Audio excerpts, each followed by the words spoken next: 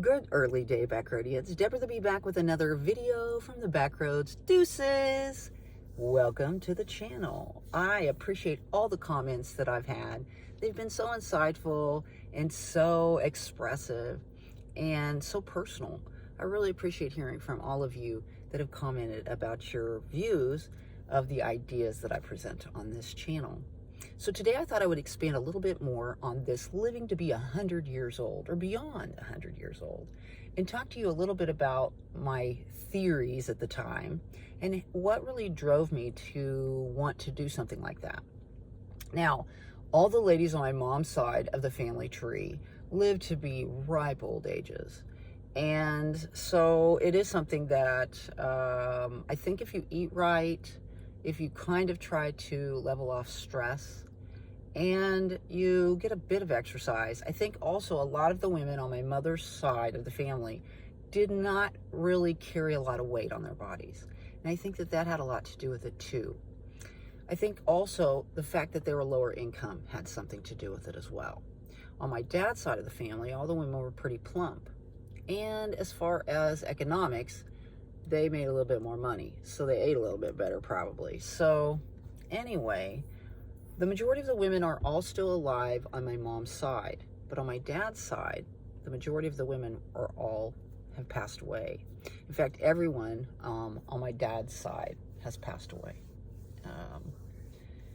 My dad was the second to last, and then his baby sister was the last to pass away.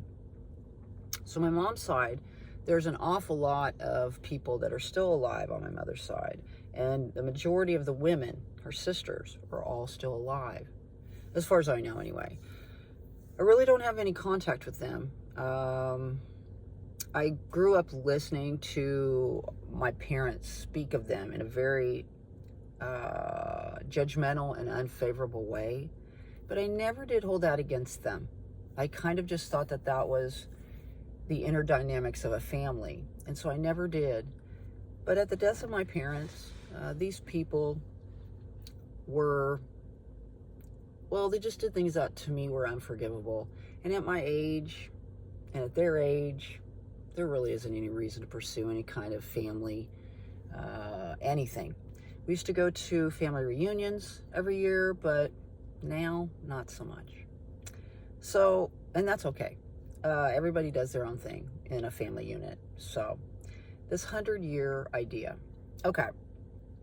So my idea or theory was that for the first 50 years of your life, you gain all of these tools. And I even, in a sense, and I think it was my very first channel, I talked about this, about how we all had this tool bag. And we would just experiencing these life lessons, and then we would just stick these tools in our bag and we would pull them out when we needed them throughout life. And that first 50 years was the time where you really, got your tools together. And the second half of your life, after 50 and beyond, let's say 0 to 50 first half, 50 to 100 second half, it's a second half that you're going to pull that tool bag out, and you're going to use all those tools that you gained, the knowledge and all the tools that you had throughout this life of experiences. However, which within the last 8 years of my life, I've experienced more life than I really ever have. I experienced the deaths of both my parents. I experienced an estrangement of family members that I'll never ever have anything to do with. Mark my words. I gained the realization there's certain people that are not good for me, and I don't need to be a part of their lives, and they don't need to be a part of my life. I grew in so many ways, and I was so sad. I was, grief is a mental illness, in my opinion. It stresses your physical health, it stresses your emotional health, and I think spiritually you can really question your faith, your belief systems. It can change you, every thread of your masterpiece, the tapestry that is you. It can change everything about you. And that's kind of what happened to me. I went through an intense period of grief, about 3 solid years. And during that time, all of this health that I had gained within this this time frame before all of this actually happened, I kind of lost all that health. Now, I'm a fairly healthy person as it is. So, I mean, I got good wind, I don't, I can play with the kids. I can go to a bounce park. I can go to the water park, and all that. And I did this for years with my grandkids.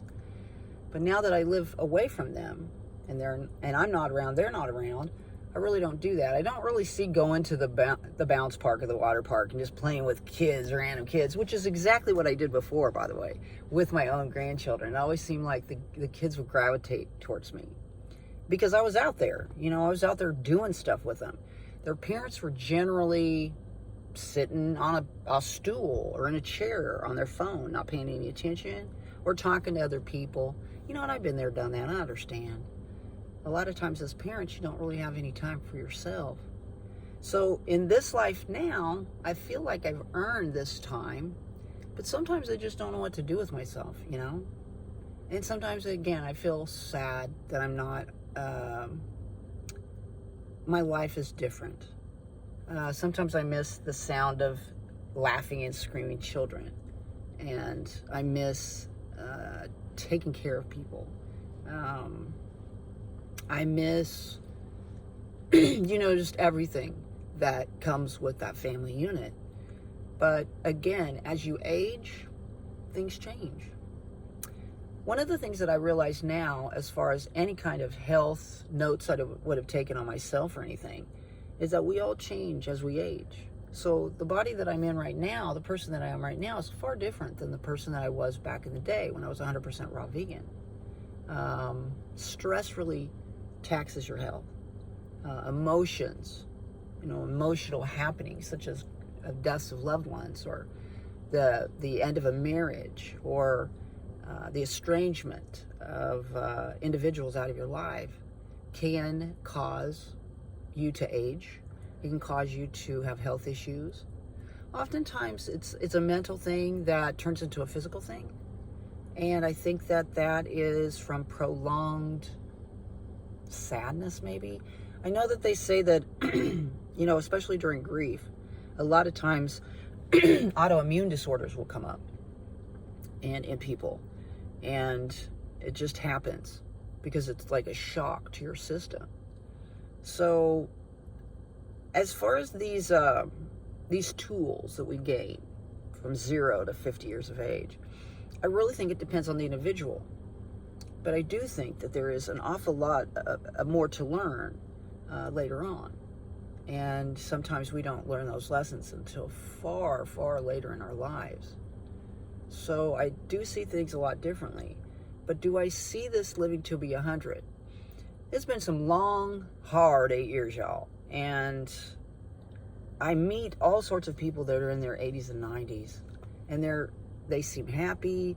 They seem like they're physically able to get around. And I just think, oh my God, is what I think now. Is that really what I want? I think it's this fear of aging and death that we have as humans.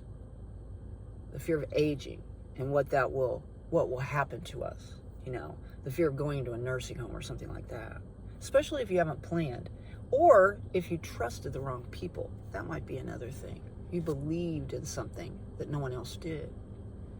And then death. Because we don't know anything about it. Even though, they say we don't know anything about it. But maybe we do. But if you have faith, if you believe in a higher power, even if you believed in reincarnation, let's say, there's always going to be a next chapter, right? I suppose. Anyway, thanks a lot for watching today. I hope I've, like they say, planted some seeds, not of doubt, but of inquiry, investigation in your life. So anyway, thumb it up if you like it, subscribe if you want to see future videos. My name is Deborah the Bee. Get out there and spread those little pieces of peace, little pieces of you. That's really important to do it. Thanks a lot for watching. We'll see you all on down the road. Bye-bye.